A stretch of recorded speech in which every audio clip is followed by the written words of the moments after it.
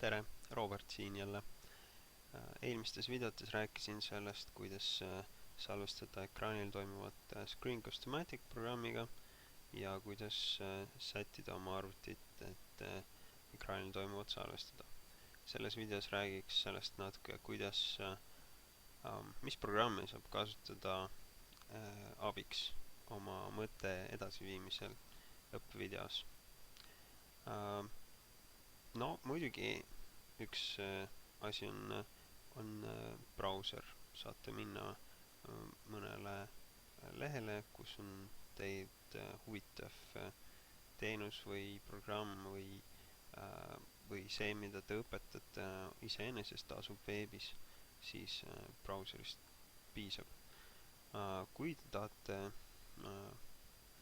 kui ei piisa, siis saate kasutada erinevaid produktiivsustarkvara tooteid, näiteks mingisugust Wordi analoogi, näiteks mul on siin LibreOffice Writer, mida ma eelmises videos kasutasin ja sain enne video algust valmis kirjutada, mida mul vaja teile näidata või video ajal kirjutada.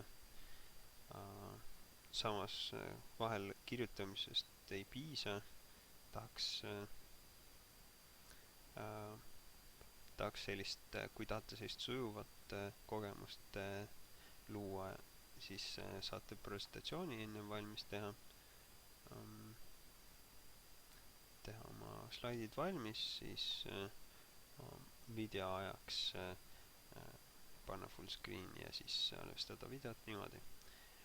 See on küll sujuv kogemus, kuid miinuseks on see, et peale slaidide efektide, sisse ehitatud efektide, kuidas slaidid ühelt teisele üle lähevad, peale selle väga ei saa mingisugust liikumist ega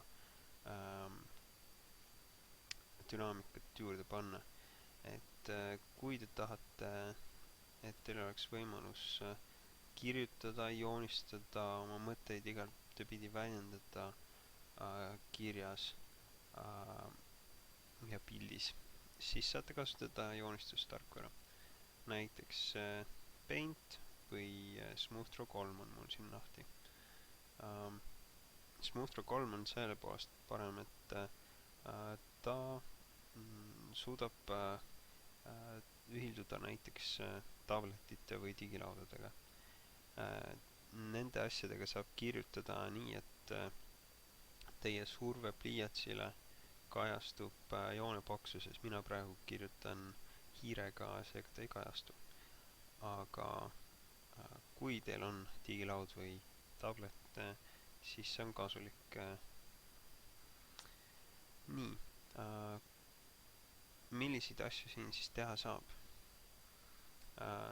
Minal on praegu lahti selline Khan Academy'le tüüpiline Khan Academy videote taust, must taust ja siin on valmis seadnud värvid, millega saab kirjutada, valida lennu pealt erinevaid värve.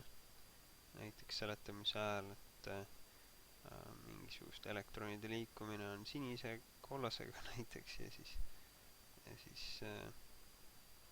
mingite ioonide liikumine või mis iganes on mingi lilla värviga või jagamine on lilla ja siis korrutamine on sinine, mis iganes, olenevalt sellest, mida te õpetate.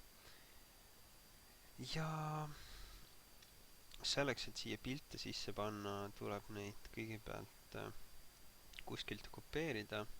Selleks ma kasutan tavaliselt brauserit, et leida sobiv pilt, salvestan pildi, avan ta Paintis ja näiteks siin on väga armas kutsikapilt. Ma loodan, et selle looja ei pahanda, kui ma seda siin kasutan näites. Ja see on praegu loomulikult liiga suur, et kuhugi kopeerida või videos kasutada. Selleks on vaja ta vähendada. Resize nupp on siin. Võtan tavaliselt, et kvaliteet väga ei kannataks, võtan 50%, vaatan, kas on piisavalt väike. Kui ei, võtan veel 50%. 50% nii vertikaalselt kui horisontaalselt, pildi nii laiusest kui kõrgusest. ja nüüd valin kogu pildi, vajutades Ctrl ja A tähte ja siis Ctrl C, kopeerin Ctrl A ja Ctrl C. Lähen Smooth Draw'sse ja siin Ctrl V kahjuks ei tööta, pean valima Edit ja Paste ja saan selle armsa kutsika siia sisse panna, kas video ajal või video järel. Nüüd kui te tahate tekitada sellist presentatsiooni efekti, nagu te saate PowerPointis, siis siin saab ka seda teha.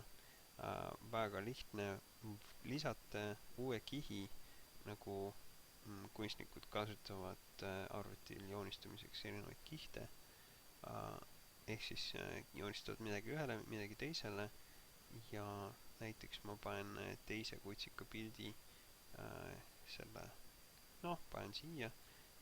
See on nüüd teisel kihil, ma võin selle kihi nähtamatuks teha. Ma võin taustakihi nähtamatuks teha. Taustakihil asus nii taustavärv kui kõik kitsendused ja teine kutsikapilt. Ja ma võin teha presentatsiooni niimoodi, et iga kiht on eraldi nagu slaid. Ja ma saan neid ka korraga nähtavaks muuta. Kui mul näiteks on mingi graafik, ma joonistan siia mõned teljed. Okei, valele kihile nähtamatule kirjutada ei saa. Aga ma joonistan taustakihile teljed. Kõigepealt teen selle nähtavaks ja nüüd joonistan siia. Siia tuleb meie graafik. Ma tahan näidata samm-sammult, mis toimub näiteks üks asi muutub niipidi, teine asi muutub niipidi, näiteks nõudlus ja pakkumine, aga ma ei taha neid ühele graafikule, ma tahan, et teine oleks, et tuua sisse teine pakkumine näiteks teisena ja siit kirjutan pakkumine ja nii edasi, ma praegu kirjutada väga hästi ei saa ja siia nõudlus. Oih, jällegi kiht ei tohi segi jääda.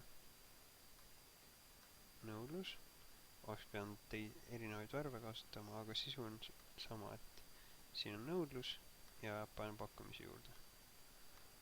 Et sama efekt nagu presentatsioonis, aga isegi parem, sest sisu sünnib video tegemise ajal ja see on hea. Nii, kindlasti on veel teisi vahendeid, näiteks veebis on erinevad presentatsiooni tegemise vahendid. Aga loodan, et leiate siit endale sobiva ja teil tulevad head videod. Aitäh!